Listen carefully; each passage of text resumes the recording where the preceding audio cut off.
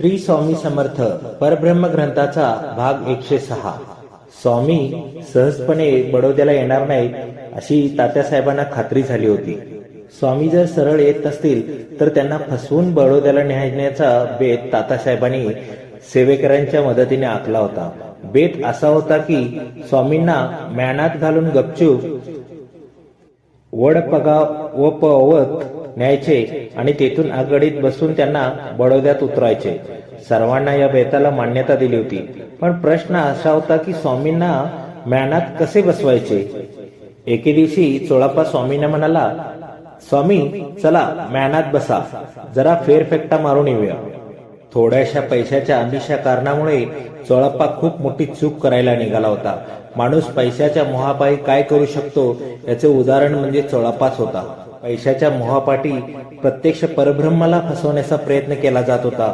तात्यासाहेबांनी दाखवलेल्या पैशाच्या आमिषाने प्रत्येकाच्या मनावर एक प्रकारे पटलच झाले होते। चोळाप्पा म्हणाला, चला ना महाराज, म्यानात बसा, जरा फेरफटका मारून येऊया। स्वामी फक्त मंद स्मित करून म्हणाले होते, नाही रे चोळ्या, आज फेरफटका मारण्याचा मनच घेत नाही, पुन्हा कधीतरी जाऊ।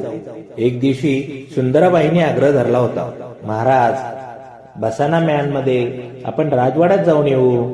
ज्याच्यापासून खोटेपणा ढोंगीपणा कधीही लपला नव्हता त्या पूर्ण प्रभ्रमाशी खोटेपणाचा खेळ करण्याची धाडस केली जात होती। स्वामींनी हसूनच सुंदराबाईला नकार दिला होता, नाही ग, आज कशासाठी राजवाड्यात जायचे, उद्या जाऊ। बाळाप्पाने म्हटले, महाराज आपण खासबागेत जाऊन या, मेन तयार आहे। स्वामींनी आश्चर्याने बाळाप्पाकडे पाहिले। बाळाप्पाही तात्यासाहेबाच्या आमिषाला बोलला याची कल्पनाच त्यांना काही रुचत नव्हती, पण त्यांना नाराजी दर्शवली नव्हती। ऊन कमी झाल्यावर जाऊ, स्वामींनी सांगितले होते। 3-4 दिवस स्वामींना बडोद्याला नेण्याची खटाटोप चालू होती। ते एक सेवेकरी स्वामींना काही ना काही सांगून म्यानात बसवण्याचा आग्रह करत होता। सेवेकरी मंडळींना वश करण्यासाठी तात्यासाहेब कोणाला धोतर जोडी, कोणाला शाल जोडी, कोणाला 10-20 रुपये असे लपूनच देत होते।